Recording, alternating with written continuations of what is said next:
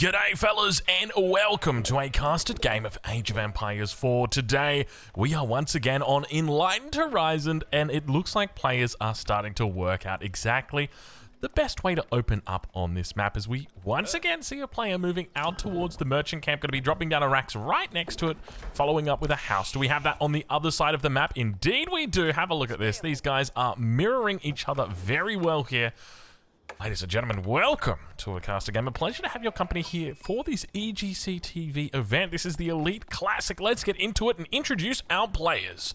Spawning in the east side of the map in the color purple, playing as the Knights Templar, it's Corvinus 1. And on the south side of the map in the color green, playing as the Ottomans, it's 3DB.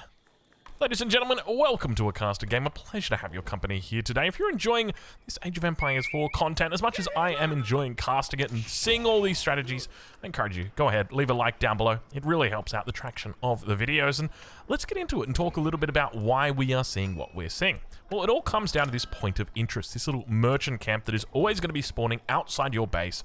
It's going to be rewarding you 15 wood, 15 food, and 15 gold every minute. So as long as you're able to capture it, that means you're going to be getting a nice little bit of income. And of course, what we want to be doing then is trying to deny that from the enemy.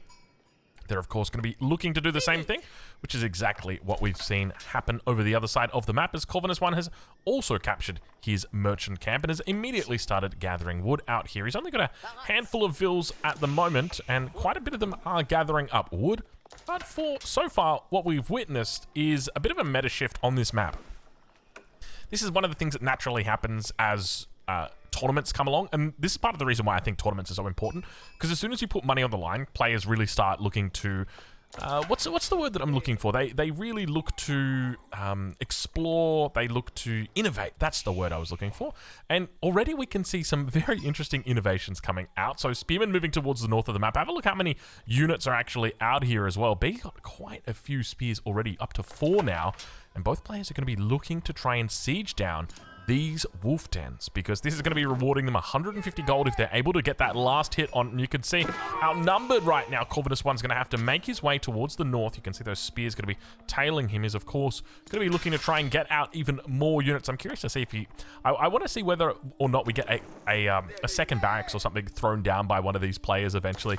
You know, maybe China becomes a really good pick on this map, because China's very good at having the having that early aggression. But I guess you don't actually get to capture your merchant point if you're going to play China, because you want to keep your Imperial official close to home.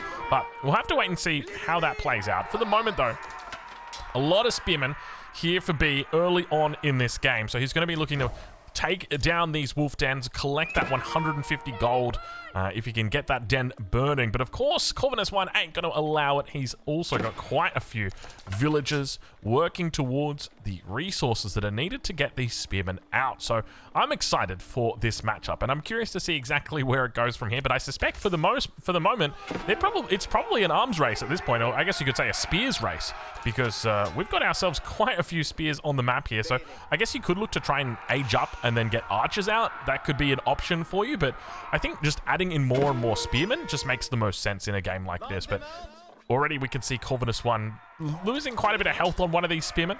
Now the fight back towards the south of the den going to be happening here. Corvinus 1 losing even more health. Reinforcements come through. He's trying to bait out with the scout. Is that the plan here?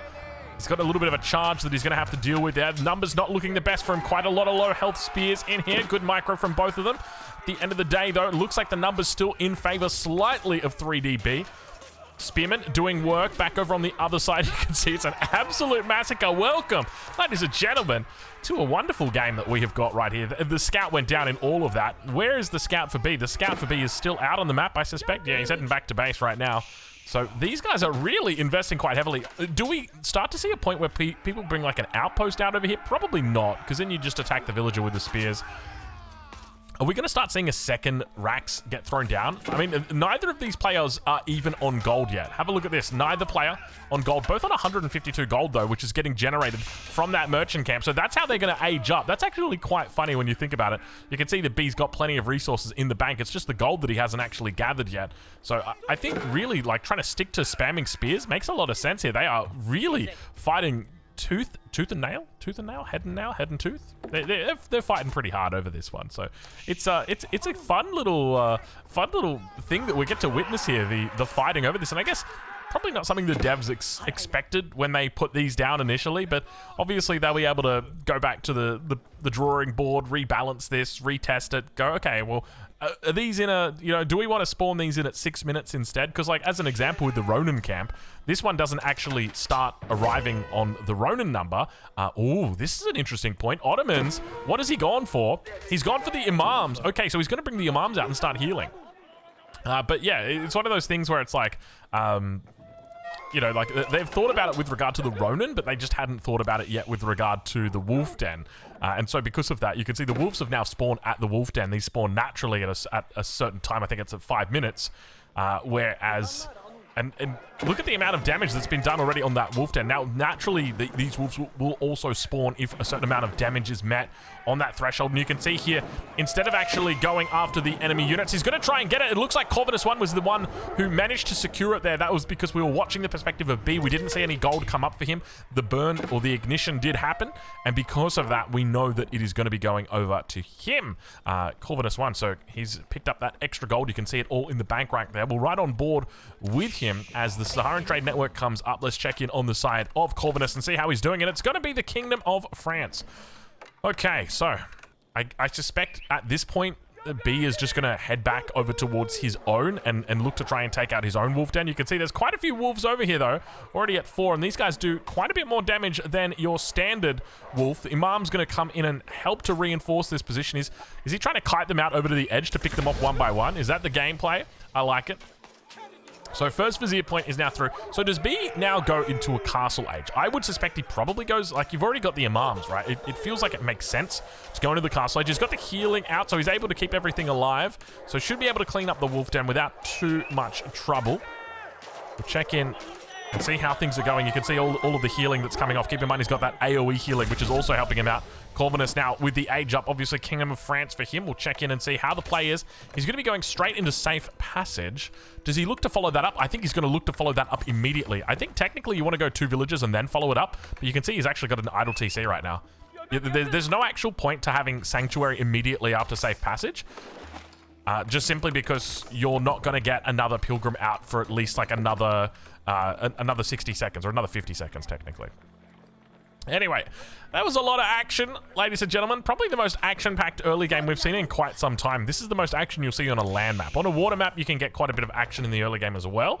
But on a land map in particular, this is definitely quite high. Next point of action, probably going to be this Pilgrim right here, which undoubtedly B is going to be looking to stop. He is standing right on this sacred site in preparation. So I think I might give you guys a little bit of an update and let you know what's going on in my personal life. I'm currently standing at the sit-stand desk, living my life, living my best standing life. And of course, once again, I am on the banana milk hype train. I'm not even kidding you. I've got this little deal with myself at the moment. I'm allowed to have a banana milk if I'm doing a caster game. That's the rules. So we're casting a game, so I get myself a banana milk. Don't mind me. Just give me a sec here, guys.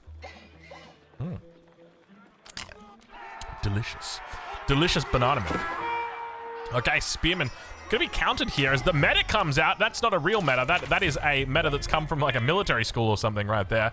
That is not in from the Vizier system. But at the same time, we've got the Chevalier now going to be coming out and looking to deal damage against those archers. We'll check in on that south side. It is actually from a stable, so Sapahi going to be in queue now as well. So we've got the tri-combo coming in, a little bit of GUA inspiration here.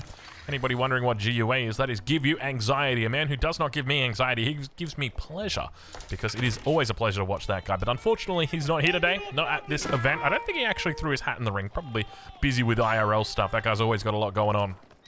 But, yeah, for today, though, the focus will be on these two players here, because they are looking to emulate that same strength. We see spears, archers, and cav coming out from both sides, so they're really looking to micro it up. Main focus, though, going to be on trying to work down that front line. Imam's moving in a little bit closer. You got to be careful with your Imams there. Don't throw your Imams away like that. Oh, he's just throwing them away. Oh, that's always terrible to see. He's just brought them up. I don't know what B's doing here by throwing this away. Does he just know that it's all over at this little position? Is he giving this fight up? The Chevalier number is looking really good, but normally you want to try and keep those Imams alive and awake, because you can't actually pick up more Imams until the castle age now. So that's kind of it. you're locked out of them until then. Professional scouts coming through behind the scenes here for B. Interesting decision. And, you know, we haven't really talked about it much, but I will say right now, professional scouts feels very good in the sense that some players are going for it and some players aren't. And as an example, in this game, professional scouts will be picked up by one player. I don't think Corvinus has picked it up just yet. And that's exactly where it should be. It should be something that you go, you know what? I'm feeling a professional scout kind of game today. Let's do it. I'm liking this matchup for it. Let's do it. But have a look at the numbers that we've got. Oh, there's this. Where were these spearmen hiding, dude? B needed these spearmen a long time ago. And now looking to come down, force these units out. Keep in mind that with professional scouts, he's obviously going to be able to bring all these deer back from over in the center of the map. So he'll need to gain control out here first. Meanwhile, let's check in with Corvinus and see how he's doing. What do we got going on in the base of Corvinus? He's looking to expand towards the back. We see the berries starting to come up. He's already over on the deer. More production heading in as well. That's going to be a second archery range, double stable, double archery range, and a single racks for him for the moment. And looking to try and take out that meta. I don't know why he just didn't kill that meta. I guess there's a lot of spears there. He didn't want to... I mean, you don't really want to commit to killing a meta at the end of the day, just because they're quite a fast unit as well. That's the other thing you got to remember. And it often feels like, I mean, I know they respect pathing, but sometimes it just feels like they don't respect pathing. Pilgrim coming out. Wolf Den is definitely, it might be knocked out, but the wolves are still well and truly alive. Meanwhile, Chevalier is going to start doing some work. So I think this is definitely the right call here for Corvinus 1, because he can promote B to come down and defend on this south side. Exactly what he's doing right now against the Sipahi. And it's forcing all the military to come away from the sacred site. So behind that, Corvinus 1's actually picking up quite a little bit of economy. So definitely feeling good for himself in that regard. Now, with regard to more upgrades, let's check in and see. Iron Undermesh going to be coming through for both players at the same time. Now, keep in mind, you're always going to have that extra little bit of armor from the meta in the event that you want it. But here we do see the meta drums are applying to the melee for the moment. Meanwhile, the Ronin going to be captured. Let's see. Does he spend or does he buy the Ronins? He didn't actually purchase the Ronin. Now, let's check in and see if Corvinus purchases the Ronin. There's 3 tickets and he immediately buys the Ronin. Okay, we got ourselves a little bit of Ronin on the battlefield. I like that. The way that he stole that, immediately purchased the Ronin and said, hey, I'm going to make use of that. Get some immediate value here. Convert those resources that typically need to be built up and then purchase those units, and then you got to wait for them to train. Here he gets instant units on the front line, now able to convert that over immediately. Archer's going to focus down spears. Meanwhile, the archers here focus down the archers of the enemy, so not really that tri-composition coming out here today for B. Meanwhile, Corvinus 1 is doing a wonderful job with the Chevaliers. How do you deal with the Chevaliers? There's these pseudo-knight units that are just so damn powerful. We're going to turn that volume down a little bit. It's getting hot in here. Take off all your shields. Meanwhile, Professional Scout's going to be exposed. So he does now get confirmation. Professional Scouts is through, so he's going to have to work to try and cover this. You can see the Scouts are coming back. Corvinus 1 doing a miraculous job in this game, though. Where are the Spearmen? B, I tell you what, you need more spears, brother. He's got the single hardened spear out here. He's going to need to drop at least another Rax or 2 to deal with these Chevaliers. And now bringing in the reinforcements. 1 kill. He comes in. Let's see if he can get a second kill. There we go. A second one. Looks like a second Rax has been dropped. He's got 2 spears in queue. There's the first Rax. Where's the second one? It should be back here somewhere. No, it is not. But the cleanup crew, I think reinforcements should be able to hold for him here. The Ronin still working their magic at the front. Keep in mind the Ronin have got some pretty decent armor on them as well. So they're kind of like your pseudo-samurai. Decent amount of attack as well. But yeah, just very tanky units in general. Heavy melee infantry. Just think of them as your samurai, but not quite as cool as your samurai. Meanwhile, a little bit of a chase going to happen with that meta. He gets on out of there. 1.88 movement speed. Very, very quick. How's that Vizier point system coming along? He's actually moved into Anatolian Hills, the 3rd point about to be spent here. I'm curious to see which way he goes. And by the way, shout out to the devs for fixing up the UI. Boy, oh boy, is it an absolute pleasure to be able to see the Imperial Council in this casted game right here, right now. Vizier point about to come through. Which way does he go? Does he go into the Akinji? Does he potentially look at extensive fortifications, or does he just play it standard and go for meta drums? Sure, why not? You know, who needs military campus anyway? Has he dropped a military school yet? No, he hasn't. He's doing the Casper style. This was a really common thing that Casper would do back in the day whenever he'd play the Ottomans. He'd just not make military schools. He'd be like, nah, I don't like them. They're not worth it. They take too long to pay off. There's too much of a risk involved And you just got to wait too long to get the reward from it, and I don't like it. I was like, okay, fair enough. Anyway, B is looking somewhat inspired by that today. The question is going to be about whether or not it actually works for him, whether Corvinus 1's going to be able to capitalize on that lack of military school. He's definitely doing a good job so far. Important to note that we still don't have that second Pilgrim out just yet. Numbers looking good, though, for B here on this offensive position. More reinforcements come in from the top side. Chevalier going to be chasing down the scout. No, redecides, changes its mind. Melee armor still coming in for the meta. He's holding in this nice little position. Runs into the enemy Chevalier. Manages to get on out. Beautiful control coming out from B. And we'll ride on board with Corvinus 1 as he looks to rally in even more units. And you can see that the number of... honestly, Chevaliers are really good, dude. They're so tanky, and there's so many of them. And I guess that's just the consequence of the French, right? The Kingdom of France reduces the amount that you pay for each of your Chevalier. It also increases... increases the speed at which you train them with. So there's all of these little factors that definitely add up to where we currently sit in this game right now. And slowly, B has started collecting these deer. If we go down and look towards the south, you'll see there should be a... Is he doing it to the TC? Yeah, he's probably just doing it to the TC. So kind of hard to track how many units there are underneath it. But I can suspect there's quite a few deer down here. We can actually subtract existing deer numbers. So there's 4 out here. So he's got 3 back home. And then there's 4 out here. So actually, no, there's one that's missing. Hasn't gotten a whole lot. Hasn't gotten a whole lot yet. Yet is the key word. You can see he is bringing them back. There were scouts that were under attack on this route. But for the moment, not going to be the case. Ball going to go down. Knights Templar looking to pick it up. Keep in mind the Ottomans not going to be able to take the boar in this game. There is a boar down over here, though. I tell you what, I remember that the hard way. Looks like the Pilgrim's going to go down. I still have flashbacks to that FFA game that I played. Oh, that was a fun one. That was a fun one. Playing as the Ottomans, and things were going terribly, and then I was like, oh, we'll just take the boar, it'll be fine. And then I realized that was the Ottomans. Oh boy, that was tough. But I tell you what, this is going to be even tougher. Look at the amount of Chevaliers that are here. This is a scary amount of Chevaliers. Only 3 spears out for B. And keep in mind the Sipahi, while their damage is decent, I don't know if they're really going to be keeping up with the Chevaliers here. They got quite a bit more damage to cut through here. No meta is going to be able to assist either.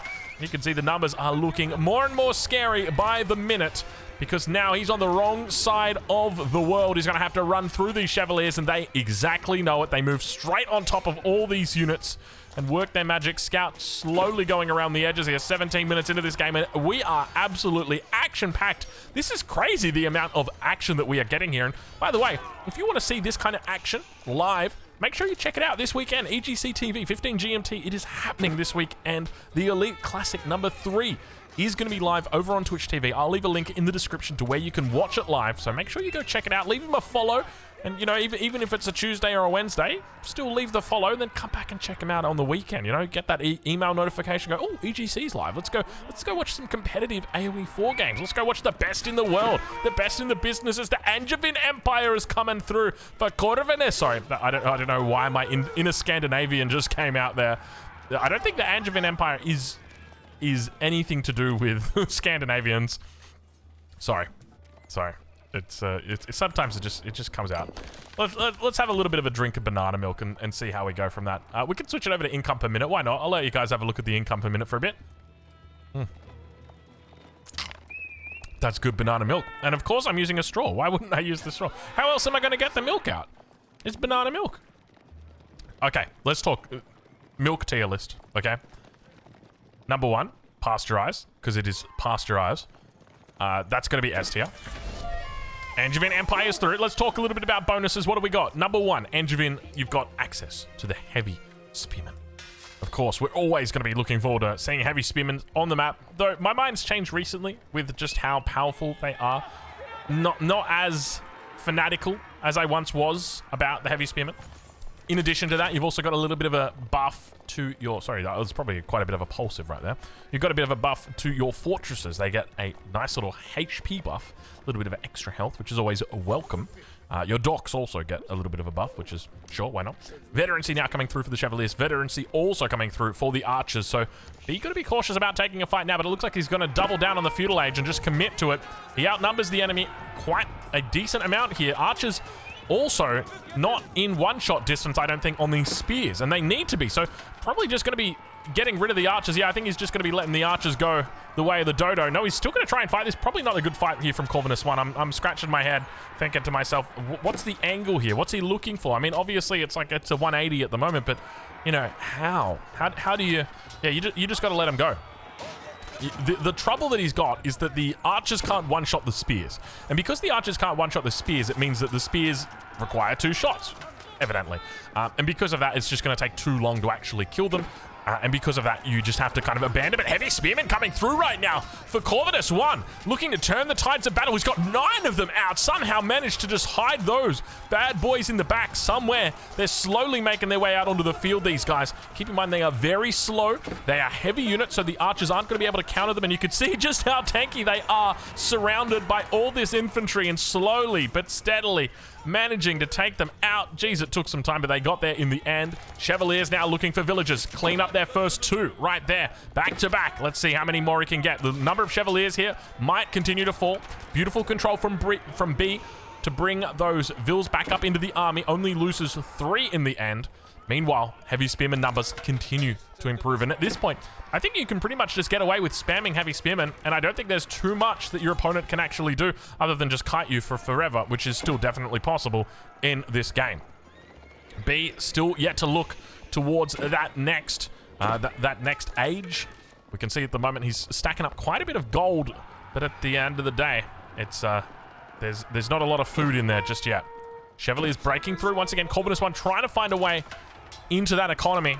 Now going to be going behind the scenes. Spots out the Sultanate Trade Network and says, oh, you've only got 3 in here. You've only got 3 little traders in here. You're not doing any trade. All right, we'll let you go. And now those Heavy Spearmen looking to try and make a connection with the Sipahi. Say, get back here.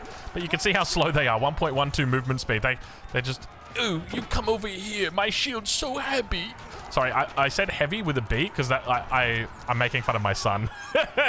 When he says the word heavy, he says it with a B. He's like, it's so heavy, Dad. Sorry, that's why I was making fun of him. He's a cute little guy. Oh, he's so funny. We were having some good fun tonight. He made cupcakes today. My wife strategically bought cupcakes that she knew I wouldn't like.